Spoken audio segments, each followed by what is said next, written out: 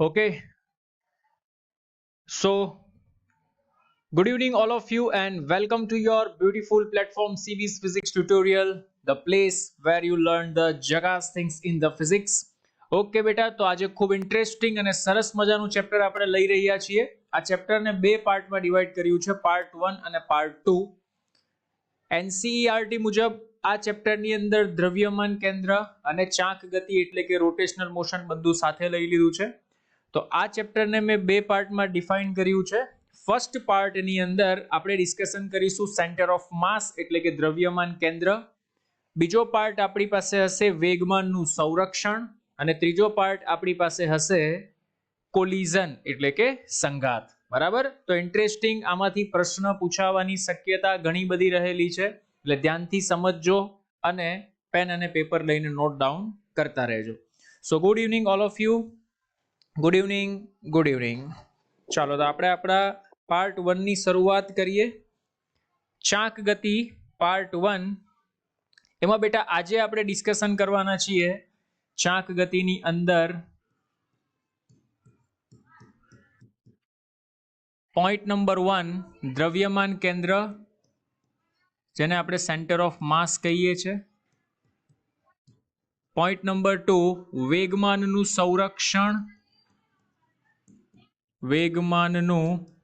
સંરક્ષણ, અને point number 3 આપણે ડિસ્કશન કરવાના છીએ સંઘાત, જેને આપણે કહીએ છીએ કોલિઝન.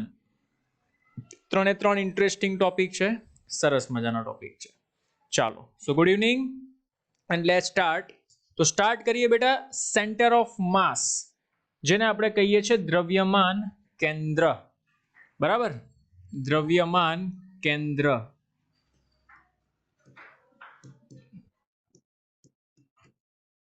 સેન્ટર ઓફ માસ એને તમે COM અથવા શોર્ટમાં CM પણ કહી શકો છો.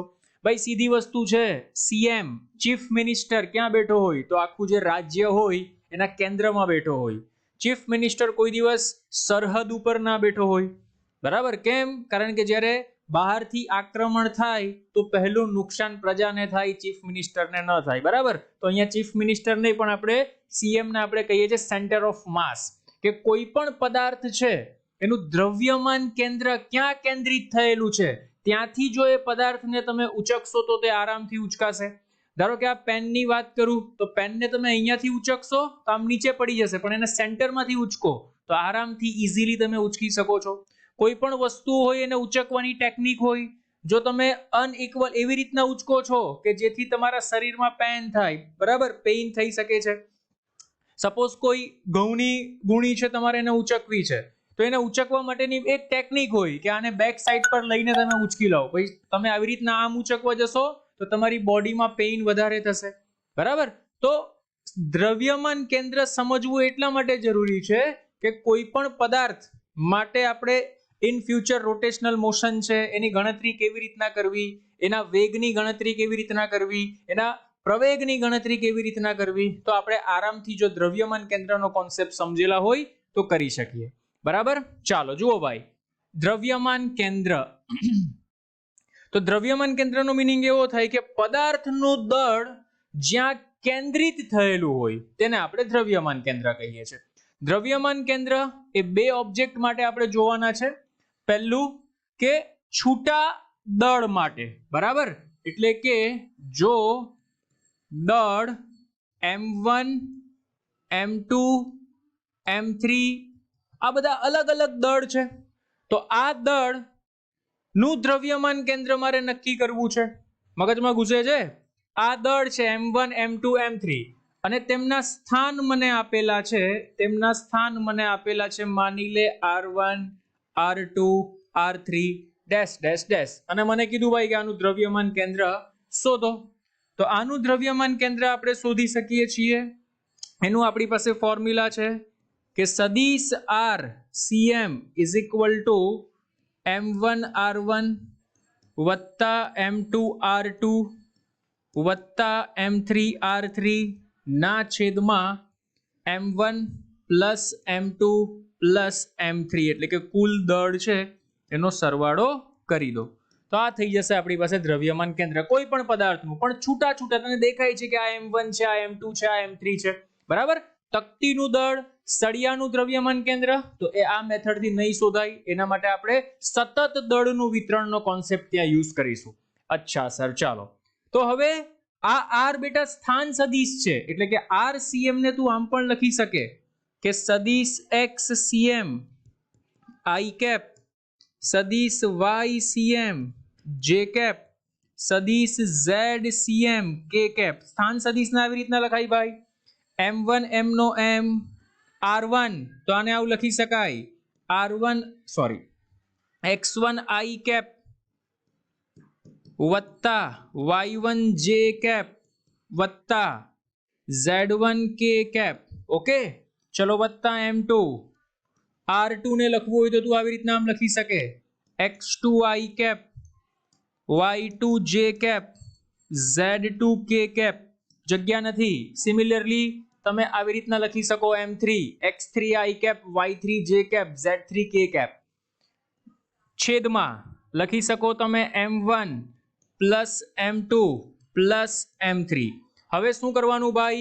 તો કોઈ ધારો કે સિંગલ ડિરેક્શનમાં તમે જાઓ છો, કે ધારો કે x અક્ષની દિશામાં તમે જાઓ છો, તો x અક્ષના I કેપના સહગુણક બંને બાજુ સરખાવી દો, તો હું આને આવું લખી શકું કે XCM is equal to M1 X1 વત્તા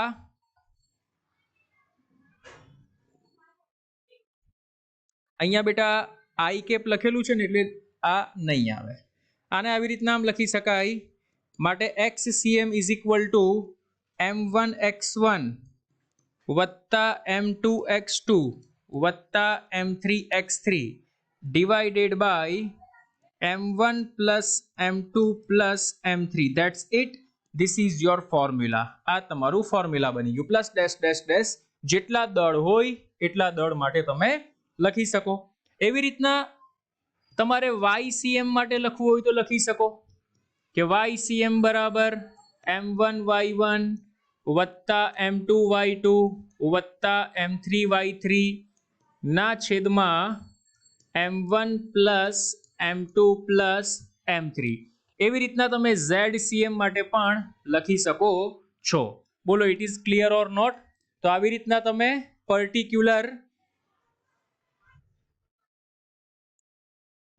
કોઈ પણ દળો તમને આપેલા હોય તો તમે લખી શકો. બોલો, કોઈને તકલીફ અહીંયા સુધી? એની પ્રોબ્લેમ? જલ્દી ફટાફટ.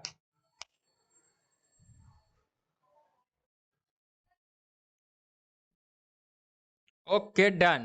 ચાલો, હવે ભાઈ બે સિસ્ટમ હોય, બરાબર, માત્ર બે જ સિસ્ટમ છે આપણી પાસે, XCM અને YCM. ઘણી બધી કોન્સેપ્ટમાં આનો આપણે યુઝ કરીશું. તો ખાલી તમારે લખવું હોય XCM, તો XCM ઇઝ ઇક્વલ ટુ લખી શકો M1 X1 વત્તા M2 X2 ના છેદમાં M1 plus M2.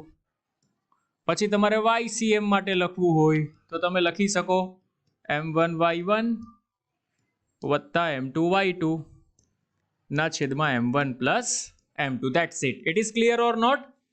Okay, done.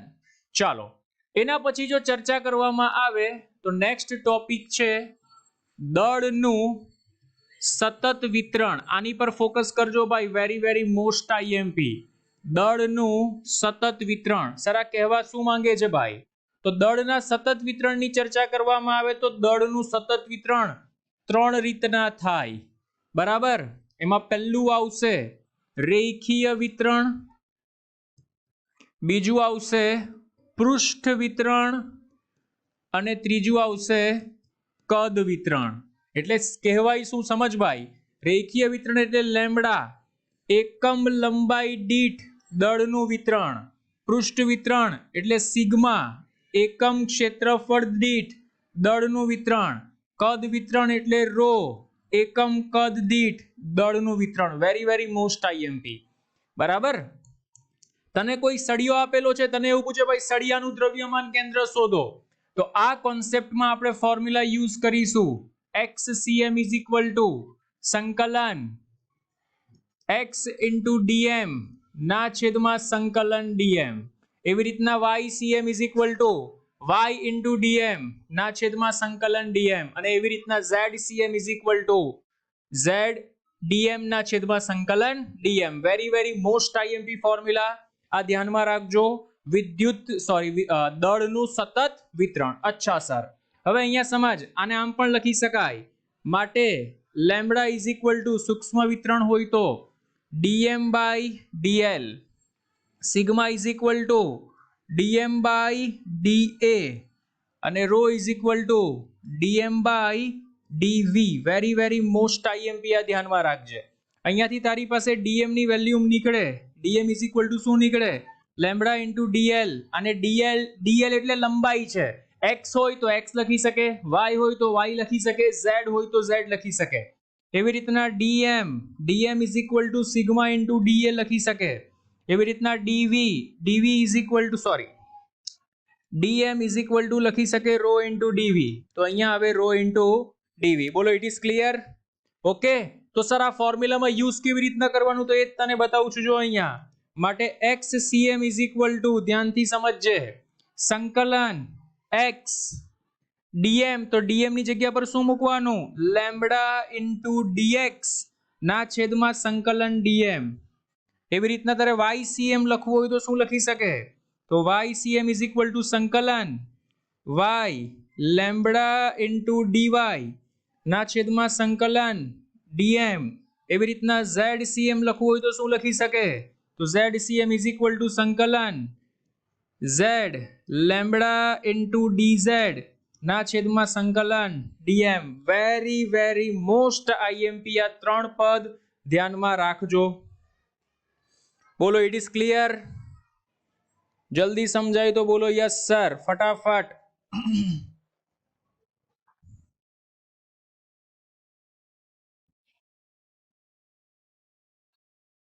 Okay, done. ચાલો આવી જાઓ, એકાદ એક્ઝામ્પલ કરી લઈએ, તમને પણ ખ્યાલ આવે. માની લે ભાઈ, આ એક ચોરસ આપેલો છે, બરાબર, અને આ ચોરસની અક્ષ આપેલી છે. એક આ y અક્ષ, આ x અક્ષ, બરાબર. યામ આપણે આપેલા છે 1, 2, 3 અને 4. એટલે અહીંયા મૂકેલું છે બેટા 1 kg, અહીંયા મૂકેલું છે 2 kg, અહીંયા મૂકેલું છે 3 kg, અને અહીંયા મૂકેલું છે 4 kg. અને સવાલમાં યામ આપણે આપેલા છે 1 મીટર, એટલે કે આને ઉગમ બિંદુ તરીકે લેવાય તો આને લખાય 0,0, આને લખાય 1,0, આને લખાય 1,1, આને લખાય 0,1. તો સવાલ એવો છે કે દ્રવ્યમાન કેન્દ્ર શોધો. તો સો સિમ્પલ ભાઈ, આપણે પણ ખ્યાલ છે કે ભાઈ બે વિકર્ણોને તમે જોઈન્ટ કરો ને ત્યાં દ્રવ્યમાન કેન્દ્ર તમને મળે. પણ આપણે દ્રવ્યમાન કેન્દ્રનું ફોર્મ્યુલા યુઝ કરવું પડશે. અહીંયા કયું ફોર્મ્યુલા સર? કે xcm ઇઝ ઇક્વલ ટુ, બોલો, m1 x1 0, m2 x2 3, m3 x3 2, m4 x4 0 ના છેદમાં કુલ દળ 4 ને 3 7, 7 ને 2 9, 9 ને 1 10, એટલે તમારો આન્સર આવશે 1 ના છેદમાં 2. એવી રીતના YCM ની ચર્ચા કરો તો YCM, બોલો, 0 તો 0, આ પણ 0, બોલો અહીંયા 2, બોલો અહીંયા 1 ના છેદમાં 10, એટલે તમારો આન્સર આવશે 3 ના છેદમાં 10. તો આ યામને આવી રીતના લખાય કે XCM, YCM બરાબર 1 ના છેદમાં 2, 3 ના છેદમાં 10. That is your answer. મગજમાં ઘૂસે છે? It is clear or not? ફટાફટ.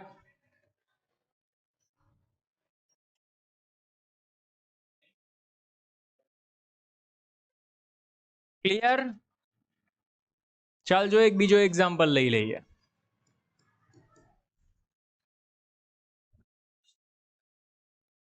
માની લે એક ત્રિકોણ આપેલો છે,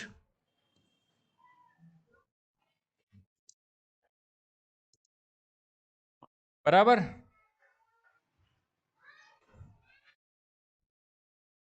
અને ત્રિકોણમાં માની લે અહીંયા મૂકેલો છે 2 કેજી, અહીંયા મૂકેલો છે 3 કેજી અને અહીંયા મૂકેલો છે 4 કેજી. સમબાજુ ત્રિકોણ છે ભાઈ. કયો ત્રિકોણ છે?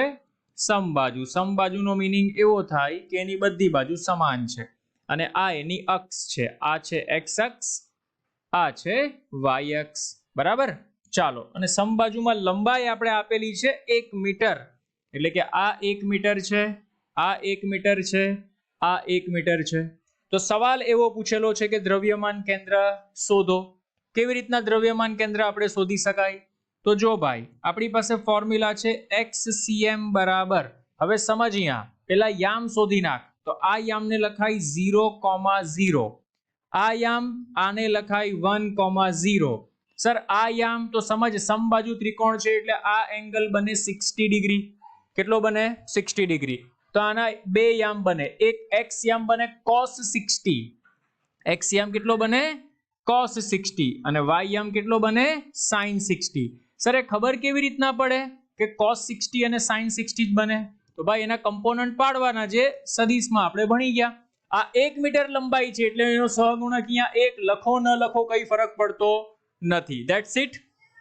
ચાલો, તો સર cos 60 એટલે કેટલા થાય? તો cos 60 એટલે સર 1/2 થાય, અને sin 60 એટલે કેટલા થાય? તો સર √3/2 થાય. ચલો આવી જાવ અહીંયા. હવે બોલો m1x1, તો m1x1 કરો એટલે 0 વત્તા m2x2 કરો એટલે 3 વત્તા m3x3 કરો એટલે 2 ના છેદમાં 3 ને 2 5, 5 ને 4 9, એટલે તમારો આન્સર આવશે 5/9. ચાલો, એના પછી YCM કરીએ. તો YCM ઇઝ ઇક્વલ ટુ, તો જો m1y1 0, m2y2 0 અને m3y3 એટલે 4√3/2 ના છેદમાં 9, એટલે તમારો આન્સર આવશે 2√3 ના છેદમાં 9. That is your answer. અને ફરી પાછું તમે આવી રીતના લખી શકો XCM, YCM બરાબર 5/9, 2√3 ડિવાઇડેડ બાય 9. બોલો ક્લિયર? સમજાય તો બોલતા રહેજો યસ સર, ફટાફટ, ફાસ્ટ.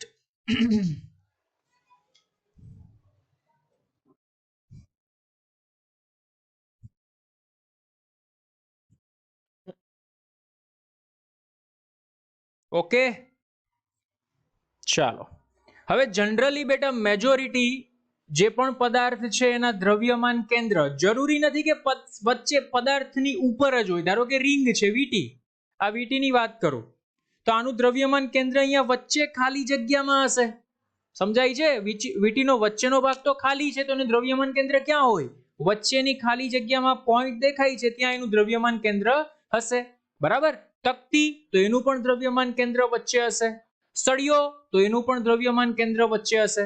તો મેજોરિટીના દ્રવ્યમાન કેન્દ્ર તો આપણે ખ્યાલ આવી જશે, પણ 3 વસ્તુ એવી છે જેના દ્રવ્યમાન કેન્દ્ર આપણે યાદ રાખવા જરૂરી છે. ચાલો, તેમાં પહેલું આવે છે શંકુ. પહેલું કોણ આવે છે ભાઈ? શંકુ. શંકુને આપણે કહીએ છીએ કોણ? શંકુ. શંકુને આપણે કહીએ છીએ કોણ, બરાબર? અચ્છા સર, તો આનું દ્રવ્યમાન કેન્દ્ર સર કેવી રીતના? ઉભા રહો એક જ મિનિટ. આર યુ શંકુ? તો જો આ આપણું શંકુ છે, બરાબર? અચ્છા સર, ચાલો. આ શંકુની ત્રિજ્યા થઈ ગઈ, જેને આપણે કહીએ આર, અને આ શંકુની ઊંચાઈ થઈ ગઈ, જેને આપણે કહીએ h. તો સમજ ભાઈ, શંકુનું દ્રવ્યમાન કેન્દ્ર એની સપાટીથી, એટલે કે નીચેની સપાટીથી h/4 અંતરે હશે. એટલે કે અહીંયાથી માની લેનું દ્રવ્યમાન કેન્દ્ર અહીંયા છે, તો આ અંતર કેટલું થાય? h/4. ડાયરેક્ટલી MCQ માં પૂછાય છે, ધ્યાનથી સમજજે. સવાલ એવો પૂછાય કે એના શીર્ષથી દ્રવ્યમાન કેન્દ્ર કેટલું થાય? તો સીધી વાત છે ભાઈ, h - h/4, એટલે એને તમે લખી શકો 3h/4. ડાયરેક્ટલી MCQ માં પૂછાવા લાયક સવાલ. ધ્યાનમાં રાખજે, હું JEE નીટની વાત કરું છું ભાઈ. બોલો, કોઈને તકલીફ? ઓકે, ફટાફટ. ઓકે, ચાલો. એના પછી જો વાત કરવામાં આવે તો અર્ધ વર્તુળાકાર વાયર, બરાબર. માની લે આ અર્ધ વર્તુળાકાર વાયર છે, બરાબર. આનું દ્રવ્યમાન કેન્દ્ર, તો આની ત્રિજ્યા r છે, તો આનું દ્રવ્યમાન કેન્દ્ર અહીંયાથી આ અંતરે મળશે, જેને આપણે કહીએ છીએ 2r/π. Very very most IMP. જે અક્ષ પર હશે એ અક્ષ પર ચર્ચા થાય. માની લે આ y અક્ષ પર છે, તો આને લખી શકાય 0,2r/π. Very very most IMP, આ ધ્યાનમાં રાખજે. 0,2r/π. બોલો, ક્લિયર? એની પ્રોબ્લેમ? ઓકે, ચાલો. અને એના પછી ત્રીજા નંબરનો પોઈન્ટ છે અર્ધવર્તુળાકાર ડિસ્ક. અર્ધવર્તુળાકાર ડિસ્ક જેને આપણે કહીએ છીએ. ડિસ્ક એટલે તકતી, બરાબર. જો અર્ધવર્તુળાકાર તકતી હોય તો તકતીમાં વચ્ચેનો ભાગ ખાલી ન હોય ભાઈ, હા, ધ્યાન રાખજો. આ અર્ધવર્તુળાકાર તકતી છે, માની લે, બરાબર. આની ત્રિજ્યા પણ માની લે r છે, તો અર્ધવર્તુળાકાર તકતીમાં આ ભાગ ખાલી નહીં હોય.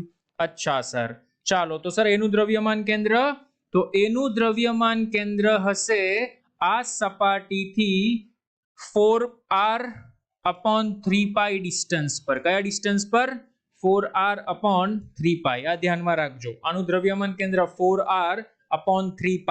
Very very most IMP, 4r/3π. ભાઈ, કોઈને તકલીફ? સમજાય તો બોલો યસ સર, ફટાફટ.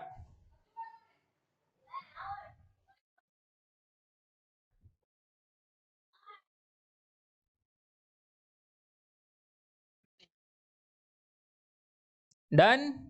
ચાલો, આવી જાવ નેક્સ્ટ પર. ભાઈ, આ હોટ ફેવરિટ સવાલ તમે વારે ઘડીએ જોતા પણ હશો અને પૂછાય પણ છે ઘણી બધી વાર.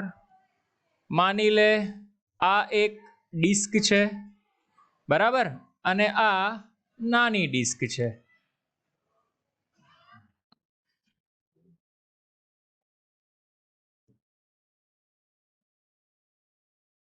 ઓકે, ચાલો. તો જો ભાઈ,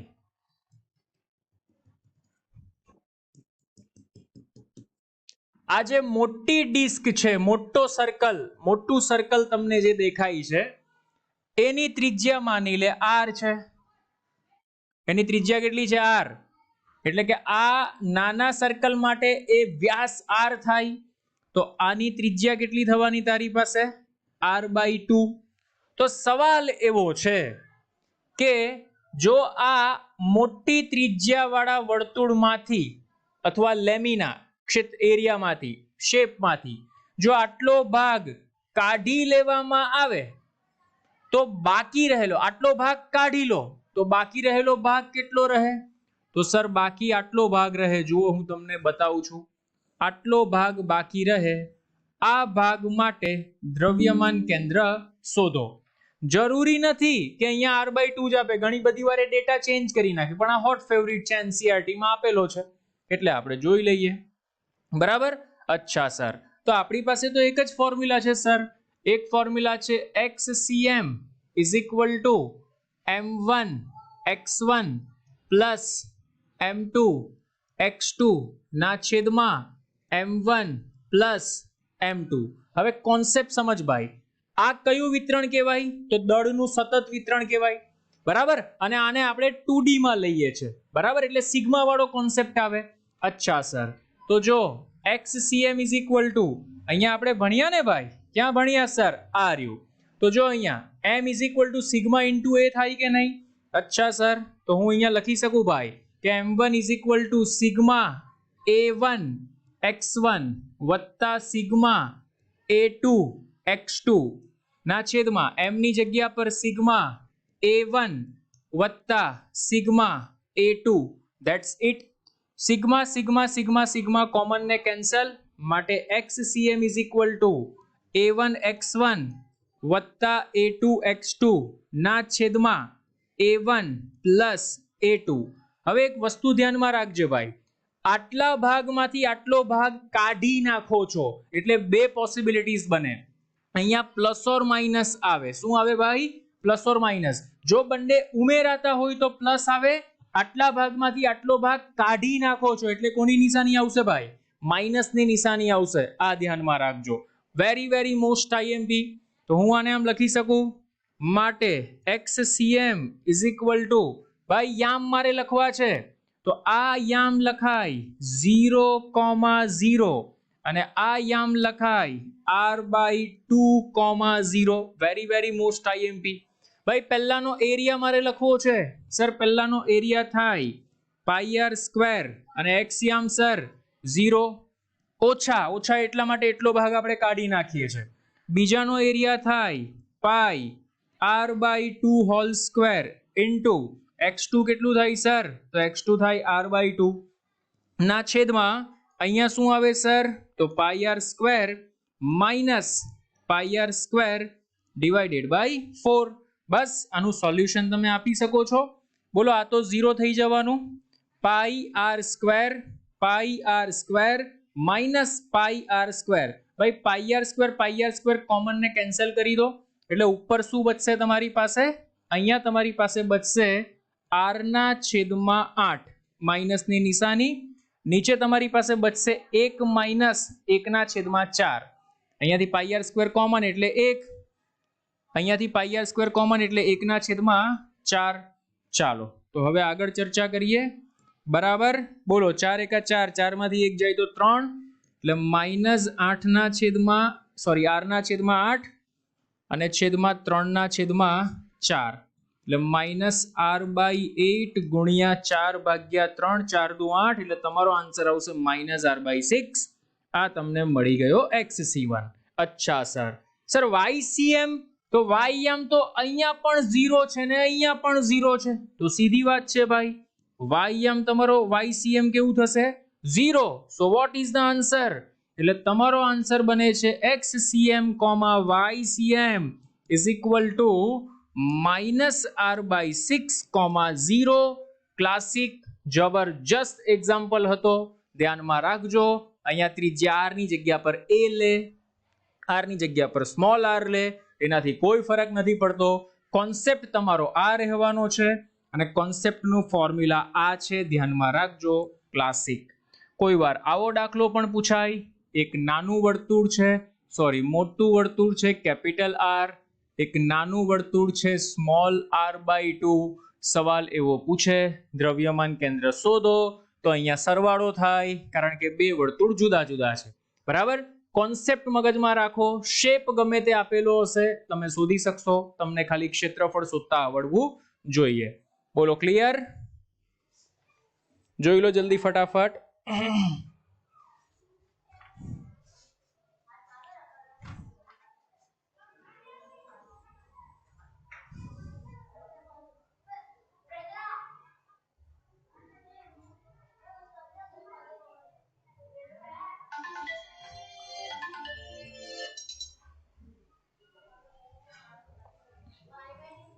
ચાલો ક્લિયર?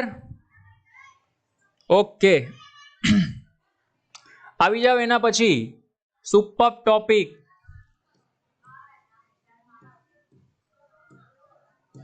દ્રવ્યમાન કેન્દ્રની ગતિ, મોશન ઓફ સેન્ટર ઓફ માસ. દ્રવ્યમાન કેન્દ્રની ગતિ. અચ્છા સર, જો ભાઈ દ્રવ્યમાન કેન્દ્રનું આપણે ફોર્મ્યુલા તો મેળવ્યું કે સદિશ RCM બરાબર m1r1 વત્તા m2r2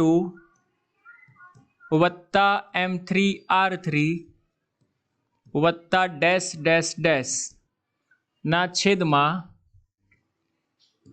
m1 વત્તા m2 વત્તા m3. બરાબર. હવે દ્રવ્યમાન કેન્દ્રની ગતિનો કોન્સેપ્ટ આવે એટલે ખ્યાલ છે આપણી પાસે વેગ આવે, પ્રવેગ આવે. ચાલો તો પહેલા વેગ વિશે ચર્ચા કરીએ. તો જો ભાઈ વેગ વિશે ચર્ચા કરવી હોય તો વેગ vcm બરાબર વેગ એટલે શું તો વિકલન કરો સર drcm ના છેદમાં dt. ભાઈ આનું વિકલન કરો તો જમણી બાજુ જ્યાં જ્યાં r1 દેખાય એનું વિકલન થાય. અચ્છા સર એટલે જો સદિશ vcm બરાબર m1 અચળ ભાઈ dr1 ના છેદમાં dt એટલે એને લખાય v1, m2 dr2 ના છેદમાં dt એટલે v2, m3 dr3 ના છેદમાં dt એટલે v3. જ્યાં જ્યાં સ્થાન છે એનું વિકલન કરો સમયની સાપેક્ષે એટલે વેગ મળે બરાબર. છેદમાં કોણ છે આપણી પાસે m1 વત્તા m2 વત્તા m3 ધેટ્સ ઇટ. તો આપણે કોણ મળી ગયું ભાઈ વેગ મળી ગયો. અચ્છા એના પછી સર ચર્ચા કરવી છે મારે પ્રવેગની એટલે કે દ્રવ્યમાન કેન્દ્રનો પ્રવેગ કેટલો હશે. તો પ્રવેગ એટલે શું થાય ભાઈ dcvm by dt. એટલે કે જો આપણે વેગનું વિકલન કરીએ બોલો v1 નું a1 થાય, v2 નું a2 થાય, v3 ની a3 થાય, બાકી બધા પદ એમના એમ રહેશે. એટલે તમે લખી શકો કે માટે સદિશ a cm બરાબર શું લખી શકાય m1 a1 વત્તા m2 a2 વત્તા m3 a3 વત્તા ડેશ ડેશ ડેશ ના છેદમાં ભાઈ આ કુલ દ્રવ્યમાનનો સરવાળો છે ને, આ કુલ દ્રવ્યમાનનો સરવાળો નીચે તમને દેખાય છે. તો કુલ દ્રવ્યમાન તમે કેપિટલ એમ પણ લખી શકો. ભાઈ નાના નાના દળને ભેગા કરો તો મોટું દળ મળે, તો એ મોટા દળને આપણે કેપિટલ એમ લખી શકાય. શું લખી શકાય કેપિટલ એમ.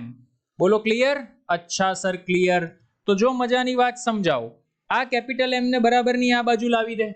ઓકે સર એટલે કેપિટલ એમ ઇન્ટુ સદિશ acm બરાબર શું લખી શકાય સર m1 a1 વત્તા m2 a2 વત્તા ડેશ ડેશ ડેશ.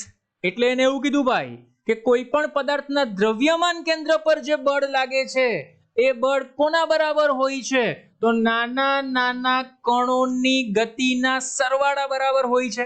એટલે કે તું આમ પણ લખી શકે કે સદિશ f centre of mass is equal two સદિશ f1 વત્તા સદિશ f2 વત્તા સદિશ f3 વત્તા ડેશ ડેશ ડેશ. બોલો કોઈને તકલીફ હોય તો જબરજસ્ત ફોર્મ્યુલા આપણે અહીંયા મેળવ્યું. બોલો ઇટ ઇઝ ક્લિયર.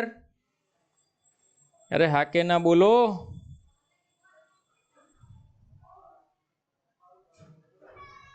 ડન.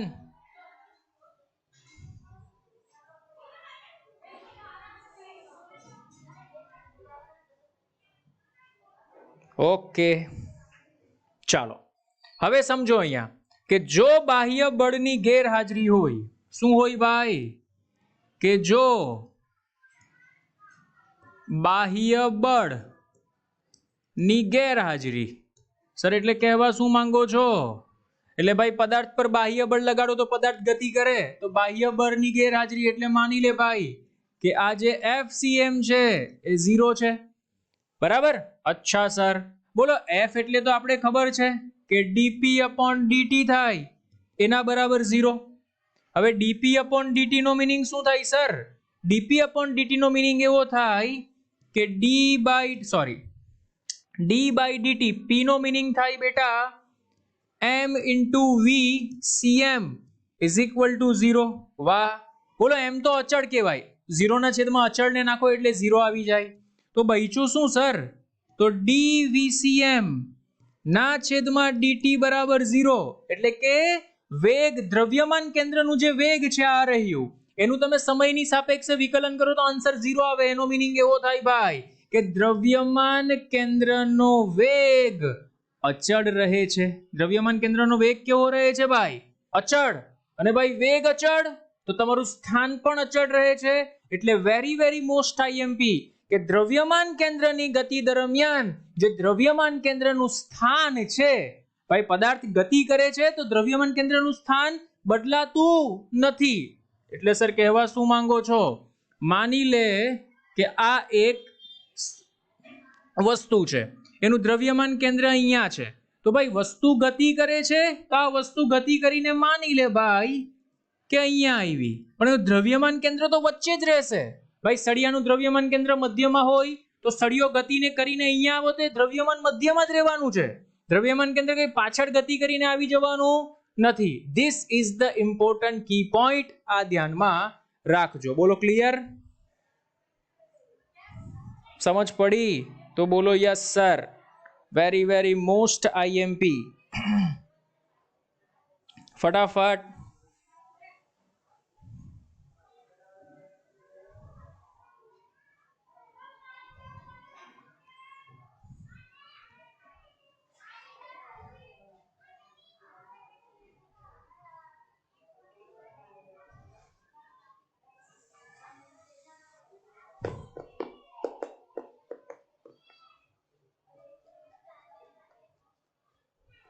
બોલો ક્લિયર?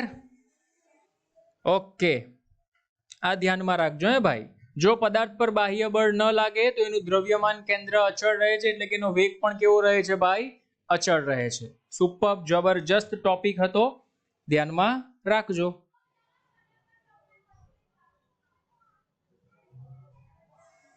આપણે ઓલરેડી આ ટોપિક ભણી ગયા છે, રેખીય વેગમાનનું સંરક્ષણ, જે આપણે ઓલરેડી જોઈ ગયા છીએ. બરાબર? કે રેખીય વેગમાનનું સંરક્ષણ ક્યારે થાય? ધારો કે કોઈ પદાર્થ પર બાહ્ય બળ ન લાગે, ન્યૂટનની ગતિના નિયમમાં આપણે જોયેલું વેગમાન, ત્યારે જોયેલું રેખીય વેગમાનનું સંરક્ષણ. તો એ જ છે અહીંયા, પણ અહીંયા સેન્ટર ઓફ માસ વિશે એને ચર્ચા કરેલી છે. ચાલો ડન. Okay, very good. તો વધીએ આગળ. Okay sir. જુઓ, એના પછી છે સંઘાત. Very very most IMP. સંઘાત. બરાબર? સંઘાતના બેટા બે પ્રકાર છે.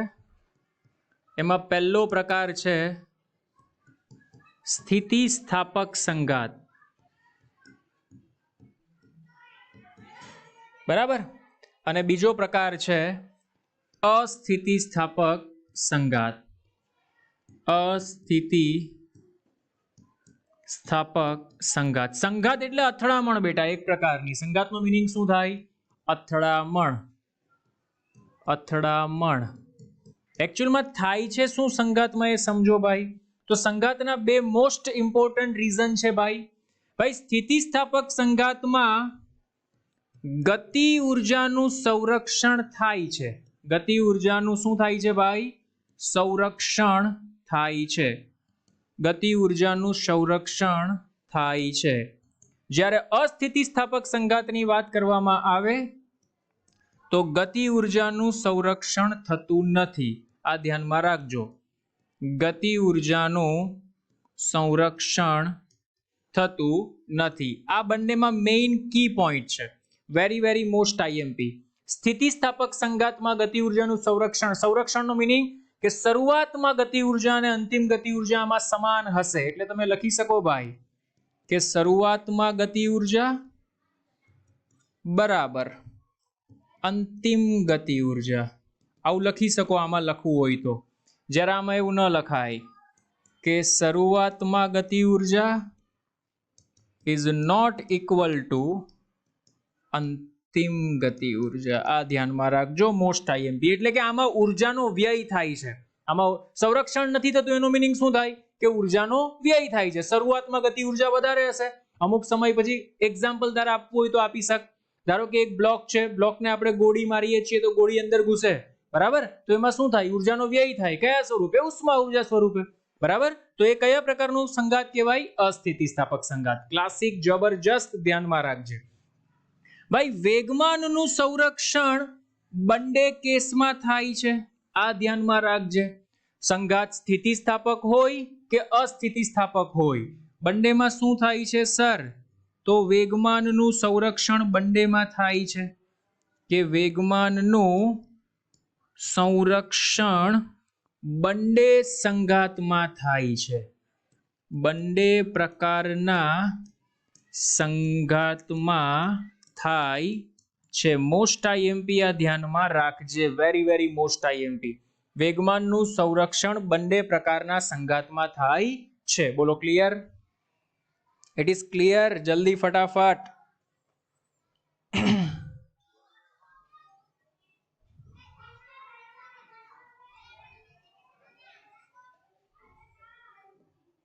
ડન?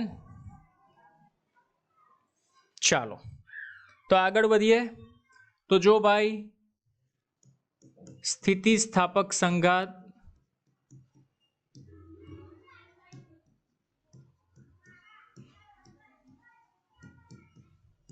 માની લે આ એક M1 દળનો પદાર્થ છે, આ એક M2 દળનો પદાર્થ છે.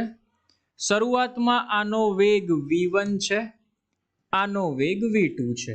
બરાબર? આ સ્થિતિ છે સંઘાત પહેલાની. આ ધ્યાનમાં રાખજે ભાઈ. આ સંઘાત પહેલાની. બંનેનો સંઘાત થયો, આ રહ્યું આ સંઘાત થયો. એના પછીની સ્થિતિ આ M1 આ M2. સંઘાત પછી માની લે આનો વેગ v1 ડેશ અને આનો વેગ v2 ડેશ થઈ જાય છે. તો સવાલ એવો પૂછેલો હશે કે સંઘાત પછી પદાર્થનો વેગ શોધો. Very very most IMP. ધ્યાનમાં રાખજે, આપણે એવું માનીએ છીએ M1 ગ્રેટર ધેન M2 છે. બરાબર? તો સંઘાત પછી પદાર્થના વેગ માટેના બે ફોર્મ્યુલા છે ભાઈ. એક છે v1 ડેશ. v1 ડેશ બરાબર M1 માઇનસ M2 ના છેદમાં M1 પ્લસ M2. આ યાદ જ રાખવા પડશે, ધ્યાન રાખજો. ઇન્ટુ U1 વત્તા 2M2 ના છેદમાં M1 plus M2 into U2. બોલો ક્લિયર? મેં U1 ને U2 લીધું છે, અહીંયા V1 ને V2 છે, તો અહીંયા V1 ને V2 આપણે લખી શકાય. આ આપણે લખી શકાય. અહીંયાથી હું થોડું રફ કરી દઉં. અહીંયા આવશે V1 અને અહીંયા આવશે V2. જબરજસ્ત. બોલો કોઈને તકલીફ? સમજાય છે? જલ્દી ફટાફટ.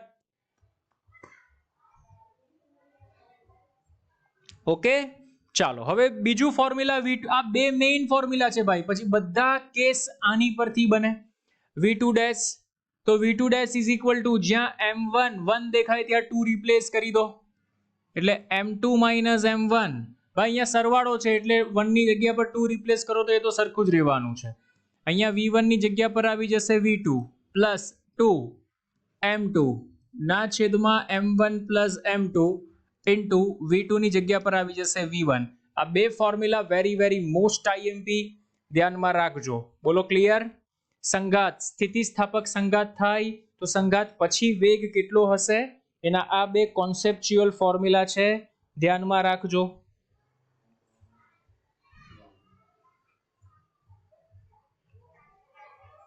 શું? હા, અહીંયા 2M1 આવશે.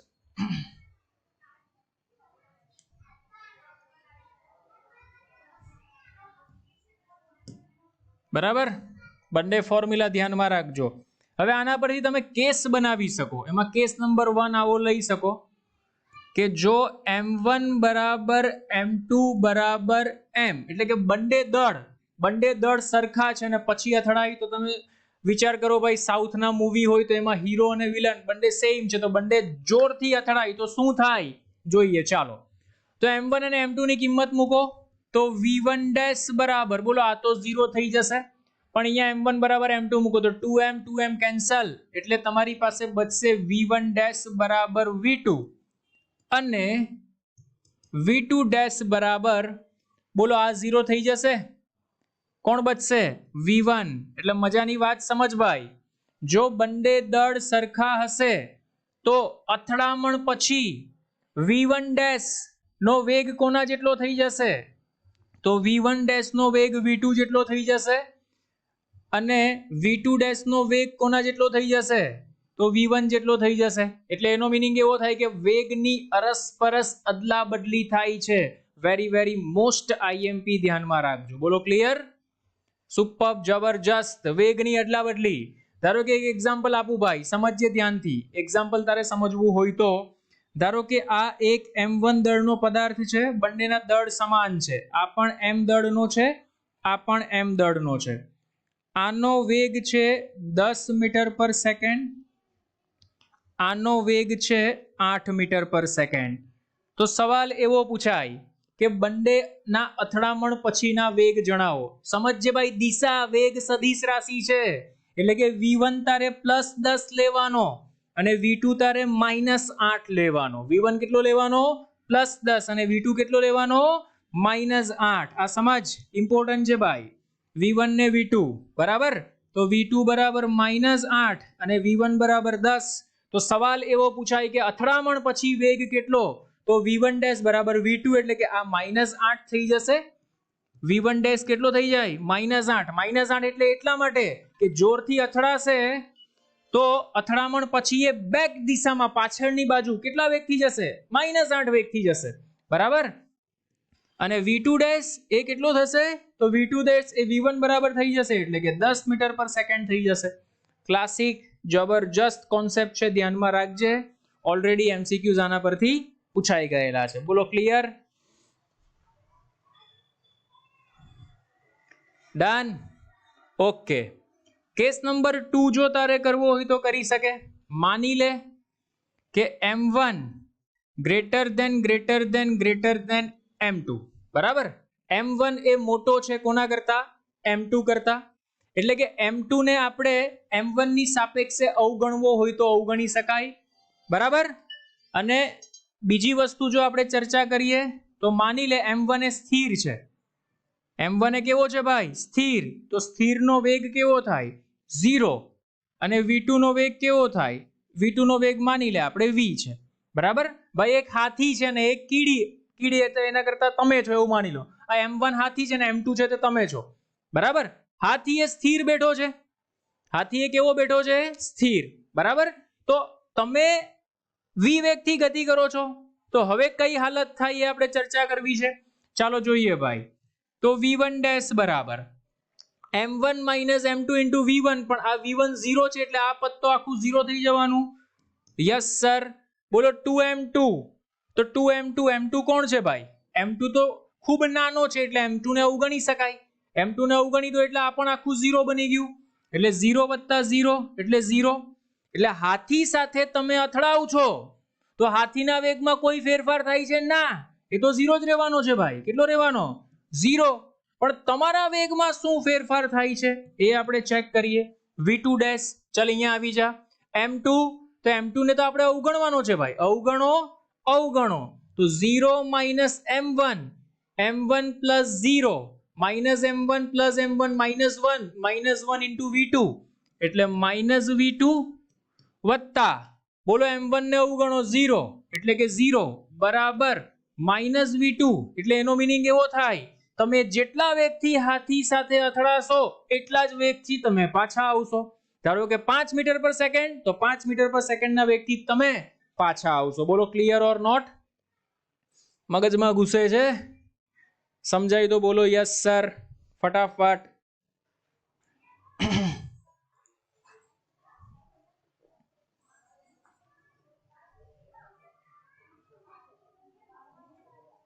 ઓકે, ચાલો.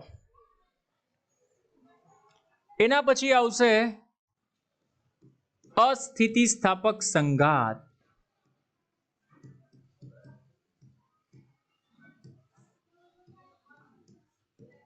અસ્થિતિસ્થાપક સંઘાત.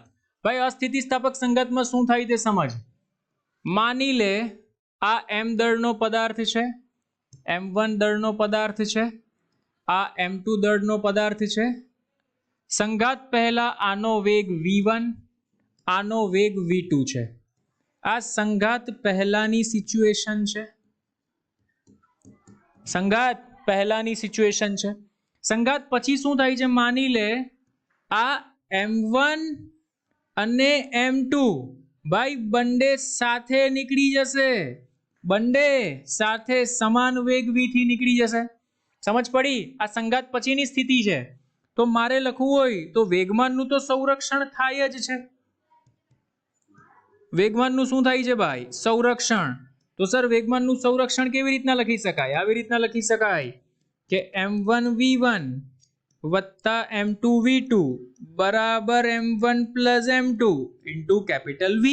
તમને એવું પૂછે ભાઈ સંઘાત પછીનો વેગ કેટલો, તો આ સૂત્રમાં v ને કરતા બનાવી દો એટલે તમારો સંઘાત પછીનો વેગ મળી જાય કે m1 v1 વત્તા m2 v2 ના છેદમાં m1 plus m2. That's it. અચ્છા સર, તો ગતિ ઉર્જાનું શું થાય સર? તો ગતિ ઉર્જા એ ઉષ્મા ઉર્જા રૂપે હીટિંગ ફોર્મમાં હોય તો એ વ્યય થાય છે, તો ગતિ ઉર્જામાં ચેન્જીસ આવે છે, ગતિ ઉર્જાનું સંરક્ષણ થતું નથી. અચ્છા સર, તો ગતિ ઉર્જાનું સંરક્ષણ નથી થતું તો ગતિ ઉર્જા કેટલી થાય છે? તો ગતિ ઉર્જાનું ફોર્મ્યુલા બને છે ચેન્જ ઇન કાઇનેટિક એનર્જી, જેને આપણે ગતિ ઉર્જામાં ફેરફાર કહીએ છીએ, 1/2 m1 m2 ના છેદમાં m1 પ્લસ m2 કૌંસમાં v1 minus v2 whole square. Very very most IMP formula, ધ્યાનમાં રાખજો. સુપર ભાઈ, ધ્યાનમાં રાખજો હે, જબરજસ્ત ફોર્મ્યુલા છે.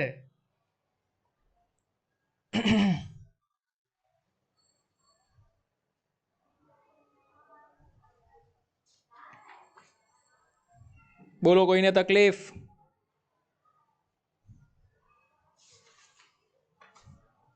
ફટાફટ.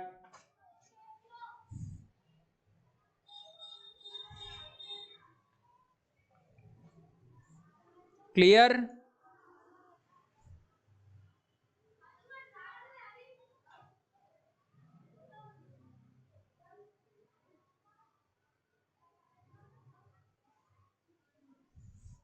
ઓકે, ચાલો. એના પછી છે નેક્સ્ટ ટોપિક, જેને આપણે કહીએ છીએ રેસ્ટિટ્યુશન ગુણાંક.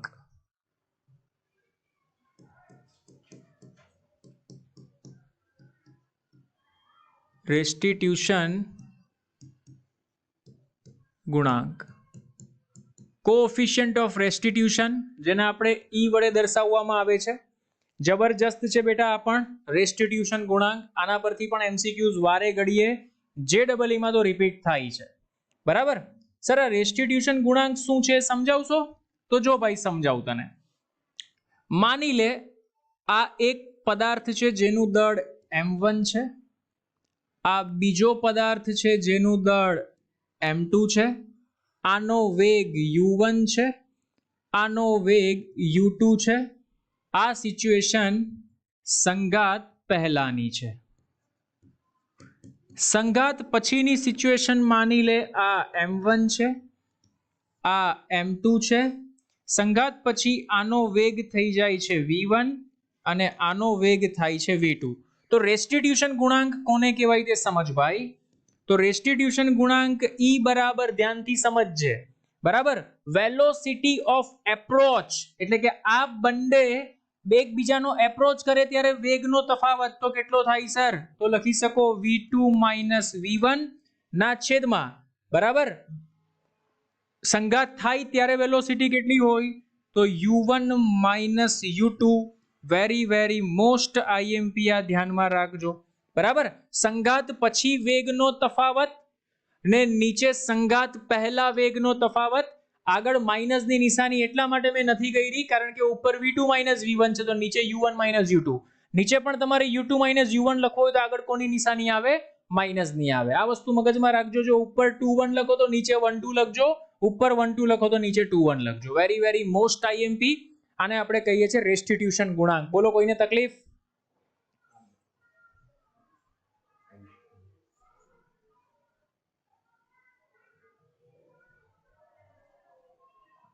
ભાઈ સમજ પડી? રેસ્ટિટ્યુશન ગુણાંક કોને કહેવાય છે?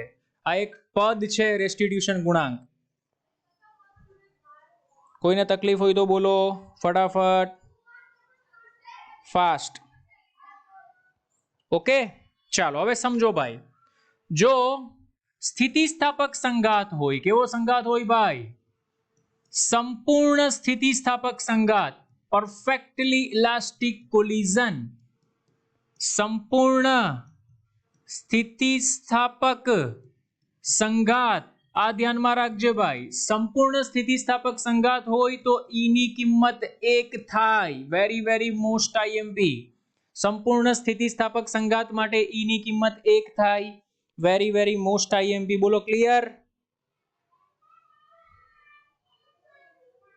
ઓકે, ચાલો. એના પછી અસ્થિતિસ્થાપક સંઘાત. અસ્થિતિસ્થાપક સંઘાત તો એના માટે ઈ ની કિંમત થાય 0 લેસ ધેન ઈ લેસ ધેન 1. અને સંપૂર્ણ અસ્થિતિસ્થાપક સંઘાત, સંપૂર્ણ અસ્થિતિસ્થાપક સંઘાત એના માટે ઈ ની કિંમત 0 થાય. આ તો બેટા બેઝિક એમસીક્યુ નીટમાં પણ પૂછાઈ શકે, ધ્યાનમાં રાખજો. પૂછાય તો આવડવું જોઈએ. બોલો ક્લિયર? સુપર્બ ટોપિક છે આ. કોઈને તકલીફ હોય તો બોલો ફટાફટ, ફાસ્ટ.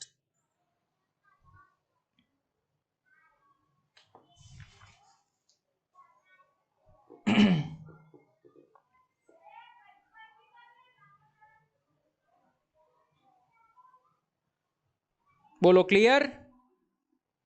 Okay, done. ચાલ, જો આના એક ડિફરન્ટ નોટ્સ છે બેટા, ધ્યાનમાં રાખજે. સુપર્બ નોટ્સ છે આની. નોંધ નંબર 1, નોંધ નંબર 1. ધારો કે આ એક જમીન છે, h ઊંચાઈએથી, આ h ઊંચાઈ છે ભાઈ, h ઊંચાઈએથી એક પદાર્થને આપણે મુક્ત પતન કરીએ છીએ. એક પદાર્થને આપણે શું કરીએ છીએ? મુક્ત પતન. ભાઈ મુક્ત પતન કરીએ તો શું થાય? તો સર મુક્ત પતન કરવામાં આવે તો અહીંયા અથડાય, ફરીથી એ ઉપર જાય, ફરીથી એ નીચે અથડાય, ફરીથી એ ઉપર જાય, ફરીથી એ નીચે અથડાય, ફરીથી એ ઉપર જાય, ફરીથી એ નીચે અથડાય. આવી સિચ્યુએશન થાય ને એક સમય આવે કે એ સ્ટોપ થઈ જાય. થાય આવી સિચ્યુએશન? Yes sir.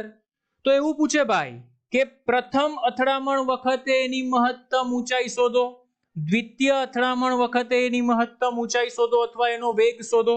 તો બેટા એનું ફોર્મ્યુલા છે, ધ્યાનમાં રાખજે. વેગનું ફોર્મ્યુલા છે nમી અથડામણ બરાબર e⁻n into v0. v0 એ પ્રારંભિક વેગ કહેવાય, પહેલી વાર અથડામણ થાય ત્યારે. વેરી વેરી મોસ્ટ આઈએમપી, ધ્યાનમાં રાખજે ભાઈ. સુપર્બ. સર v0 કેવી રીતના મળે?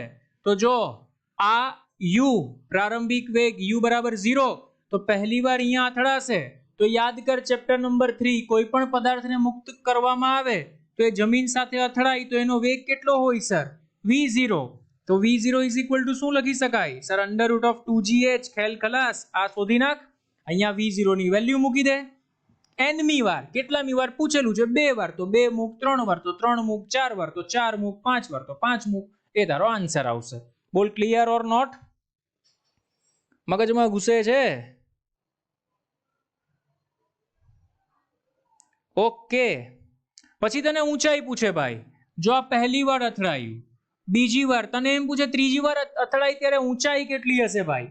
બરાબર, તો ઊંચાઈનું ફોર્મ્યુલા છે તથા n એટલે જેટલામી વાર પૂછેલું છે એ લખી શકાય e⁻²n into h. Very very most IMP, ધ્યાનમાં રાખજે ભાઈ. એમસીક્યુઝ આપણે કરીશું ત્યારે આવશે e⁻²n into h. બોલો ક્લિયર? ઓકે, ફટાફટ.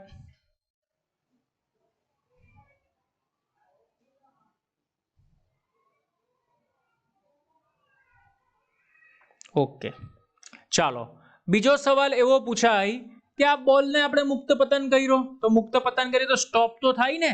તો સ્ટોપ થાય ત્યારે કપાયેલું અંતર કેટલું હશે? ભાઈ અહીંયાથી મેં પાડ્યો, અહીંયાથી બોલને પાડો તો ટપ ટપ ટપ ટપ ટપ કરતો ક્યાંક જઈને સ્ટોપ તો થાય કે નહીં? તો સવાલ એવો છે કે સ્ટોપ થાય ત્યારે એને કેટલું અંતર કાપેલું હશે? તો જો ભાઈ કે બોલ અથવા પદાર્થ સ્ટોપ થાય એટલે કે સ્થિર થાય ત્યારે કાપેલું અંતર મોસ્ટ આઈએમપી હે ભાઈ, આ બધા ક્વેશ્ચન મોસ્ટ આઈએમપી છે. S is equal to 1 plus E square ના છેદમાં 1 minus E square into H. H એટલે અહીંયાથી તું જે ફાઇન્ડ કરે છે એ. Very very most IMP. Sorry, 1 plus E square ને ઈ આવશે, 1 plus E upon 1 minus E into H. બોલો ક્લિયર? નહીં, 1 પ્લસ આ છે ને ઈ સ્ક્વેર જ આવશે, 1 plus E square 1 minus E square into H. H એટલે આ જે ઊંચાઈ ધારો કે 10 મીટર 15 મીટર જે પણ તને આપેલી હોય તે. મોસ્ટ આઈએમપી આ ધ્યાનમાં રાખજો ભાઈ. ઓકે, એચ આ આપેલી હોય તમને 10 15 20 સ્મોલ એચ. એના પછી સેમ તથા સમયગાળો, બરાબર, કે અહીંયાથી અહીંયા સ્ટોપ થાય ત્યારે કુલ સમયગાળો કેટલો? તો કુલ સમયગાળો is equal to 1 plus E upon 1 minus E into T, small T. Sir small T લાવવો કેટલો? તો small T is equal to under root of 2h by G થાય. એટલે આમ પણ લખી શકો. કાઇનેમેટિક્સના ફોર્મ્યુલા આવડતા હશે તો જ આમાં સમજ પડશે ને ભાઈ. Under root of 2h by G, આ સ્મોલ ટી. અહીંયાથી મુક્ત પતન કરો તો અહીંયાથી અહીંયા આવતા કેટલો સમયગાળો લાગે? તો માની લે સ્મોલ ટી, એ સ્મોલ ટી એટલે under root of 2h by G. પછી અહીંયાથી બોલ સ્ટોપ થાય એટલું અંતર તો મને મળી ગયું. કેટલું અંતર છે? આ રહ્યું. તો અહીંયાથી સ્ટોપ થાય ત્યારે સમયગાળો કેટલો? તો 1 plus E upon 1 minus E under root of 2h by G. બોલો ક્લિયર? મગજમાં ઘૂસે છે?